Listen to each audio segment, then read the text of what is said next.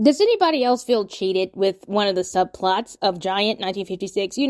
James Dean's last movie, that one. Well, I do. It's about a ranching family, the Benedicts in Texas, and also the Obregons who have worked with the Benedicts for like generations. So they parallel two of the boys, one from each family. So it's the birthday of Jordan Benedict III, also known as Jordy. And he's like 4 or 5 years old. His father puts him on a horse. He starts to cry. His mother takes him off the horse and lets him play someplace else, wherein we see him play with a toy stethoscope. Then Angel Obregon II, another little boy, an employee's son, leaps onto the horse and takes him out to ride him. And his father says, Angel, come back. And the Benedict dad says, let him go, because he's too busy being disappointed in his son who doesn't seem to like ranching. Jordy. Okay. Fast forward. The two boys are now men, and they are trying to figure out their lives and their careers.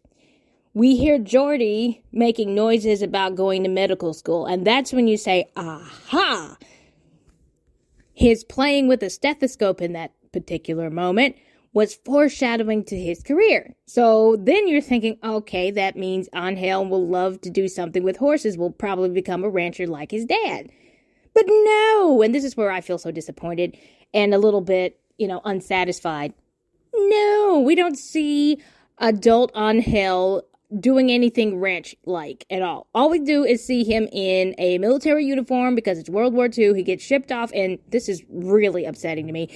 This movie kills him off. They totally kill him. I can't stand the moment when you see his obituary and his smiling face in the newspaper superimposed over his coffin with the U.S. flag draped over. It's just, I honestly can't even look at it because I'm that upset over this fictional character being killed off. But if they're going to kill him off, then they could have at least had given us some satisfaction, a little bit of a through line from the earlier part where he's on a horse. They could have given us just like a 2-minute conversation with his dad, not even 2 minutes, maybe one, wherein his father says, son, when you get back from the war, you can ranch with me. And he'll say, yes, Dad, I would love to do that. Or something like that indicates that this foreshadowing of the horse was happening or was, where he was going to be a rancher. And then the war just interrupted his life, as wars do to everybody. I just, why couldn't they have done that?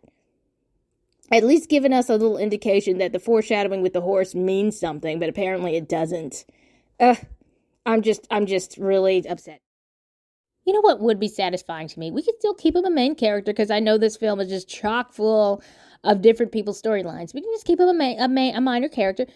But what we can do is he goes to war, he comes back, he ranches with his dad, but he's unsatisfied because he didn't go overseas and fight for this country just to come back and be treated like dirt by the Benedicts or anybody else. So I could see how he could go get his own little ranch and in that way distance himself a little bit from the abuse that his father suffered his whole life from the Benedicts, but also to get a bit away from the enmeshment that the two families tend to have. And just his having his own little ranch would be enough to satisfy me. He doesn't have to be a main character, although I did think, what if he came back, got his little ranch, and had the jet rink experience where he struck it rich too? But then that would make him kind of a villain because the Benedicts are the protagonist and they love ranching. So anybody who's an oil man is like enemy number one, villain number one. So we don't have to make him a main character. We don't have to make him an oil man. But can we at least let him live? My goodness. Let him live. Let him get his own ranch. I will be very satisfied. What do you think?